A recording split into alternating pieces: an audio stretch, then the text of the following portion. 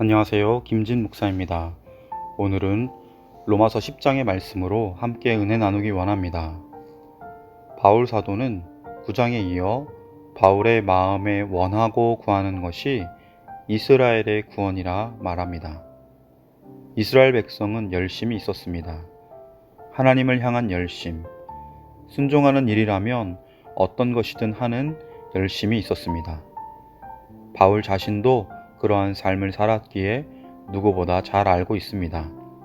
그러나 안타까운 것은 그 열심이 잘못된 열심이라는 것입니다. 지식이 없는 잘못된 지식에 근거한 열심이기에 마음이 아팠습니다. 우리 옆집에 사는 이웃을 축하할 일이 생겨서 꽃다발을 선물했는데 그 이웃이 심한 꽃가루 알레르기가 있다고 생각하면 얼마나 미안하고 안타까운 상황이겠습니까?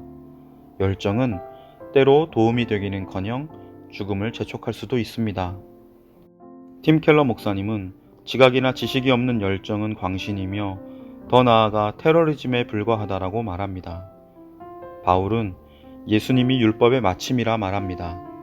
사실 이 표현은 굉장히 충격적인 말입니다. 율법적인 도덕주의자들이나 종교적인 사람들과 직접적으로 충돌을 일으키는 말입니다. 바울은 여기서 율법의 어느 한 부분이나 율법의 구속력이 끝났다고 하지 않습니다. 오히려 율법을 통해 하나님 앞에 의롭게 되려는 시도를 예수 그리스도가 무효로 만드셨다 말합니다. 여기서 말하는 의는 일반적인 도덕성을 말하는 것이 아닙니다.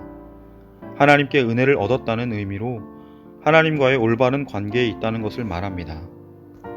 예수님께서 하셨던 일은 의의 방편이었던 율법의 역할이 끝났고 대신 믿음이 그 역할을 한다는 것을 보여주신 것입니다. 앞서 6장 1절부터 8장 4절까지 말씀처럼 그리스도인은 더 이상 구원의 체계로서 율법 아래 있지 않습니다. 그러나 우리를 은혜로 구원하신 하나님께 감사하기 위해 율법에 순종할 의무가 있습니다. 바울은 6절에서 7절 말씀에서 모세를 인용합니다. 믿음으로 말미암는 의가 무엇인지 말합니다. 믿음은 우리가 의롭게 되기 위해서 어떤 일도 할 필요가 없다는 것을 아는 것입니다. 지식을 겸비한 열심, 열정은 의롭게 하시는 그리스도를 신뢰하고 그분을 삶의 중심, 기초로 삼아 감사하며 하나님의 법에 순종하고 또한 사랑으로 하나님의 복음을 전하는 것을 의미합니다. 그렇다면 참된 의를 가져오는 우리가 전파하는 믿음의 말씀, 반드시 알아야 하는 진리는 무엇입니까? 예수님을 주로 시인하는 것입니다.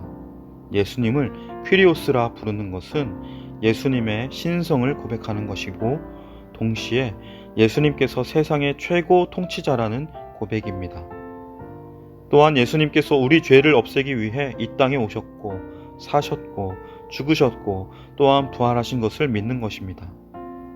9절 말씀은 사실 한 가지 말씀의 다른 표현입니다. 히브리 신문학의 대꾸법으로 같은 의미의 말을 다른 표현으로 연결한 것입니다. 우리가 어떻게 구원에 이릅니까? 우리 모두에게 필요한 것은 사실 어느 누구나 할 수 있는 것입니다. 곧 주의 이름을 부르는 것입니다. 하나님은 예수님을 통해 이미 모든 것을 이루셨습니다. 우리는 어떻게 주님의 이름을 부르게 됩니까? 먼저 믿어야 합니다. 예수님에 관한 진리를 마음에 믿어서 그리스도인이 되는 것입니다. 그러나 이것은 복음을 듣는 것이 선행되어야 합니다. 복음을 제대로 듣고 이해하는 것이 먼저입니다. 복음을 듣지 않으면 어느 누구도 믿을 수 없습니다. 이것은 또한 복음이 전해져야 가능한 것입니다. 하나님은 구원의 메시지와 함께 우리를 보내십니다. 그들이 어찌 믿으리요 전파하는 자가 없다면. 바울 사도는 아름답도다 좋은 소식 복음을 전하는 자들의 발이여 말씀합니다. 그러나 유대인들이 믿음을 통해 구원받는 복음을 거부함으로 하나님께 불순종했습니다. 바울은 시편 19편 말씀을 인용합니다. 하나님의 피조물들, 산들과 바다들은 온 세상에 하나님의 영광을 선포하고 있다 말합니다. 복음이 그만큼 널리 퍼졌다고 말하는 것입니다. 지구상에 아직 복음이 전해지지 않은 곳이 많이 있지만 바울이 여기서 생각하고 있는 대상은 유대인입니다. 당시 유대인 공동체가 있는 곳이면 어디나 복음이 전해졌습니다. 따라서 유대인들 중에 복음을 듣지 못한 사람은 없었습니다. 하나님은 유대인들을 향해 종일 내 손을 벌렸노라 말씀합니다. 그러나 유대인들은 예수님을 믿지 않았습니다. 우리는 자신의 죄와 복음을 거부한 사실에 대해 핑계하지 못합니다. 로마서 1장 20절 말씀에 창세로부터 그의 보이지 아니하는 것들 곧 그의 영원하신 능력과 신성이 그가 만드신 만물에 분명히 보여 알려졌나니 그러므로 그들이 핑계하지 못할지니라 말씀합니다.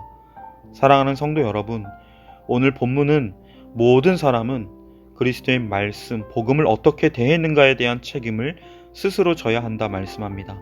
그리고 모든 그리스도인들에게 그리스도의 말씀, 복음을 전할 책임이 있다 말씀합니다. 어느 목사님이 이렇게 도전합니다. 하나님께서 우리를 보내시고 살게 하신 그곳, 우리의 가정, 우리의 일터 그 땅에 복음을 듣지 못했거나 이해하지 못했다고 하는 사람이 우리 주변에는 한 사람도 있어서는 안 될 것입니다. 기도드리겠습니다. 사랑하는 하나님 아버지, 우리를 구원하시기 위해 예수님을 보내주시니 감사합니다. 사랑하는 예수님, 우리를 위해 이 땅에 나시고 하나님의 뜻을 십자가에 죽기까지 순종하시고 부활하심에 감사합니다. 사랑하는 성령님, 우리에게 믿음을 주시고 지금도 보호하시고 순종할 능력과 새 힘을 주시고 천국까지 동행하시니 감사합니다.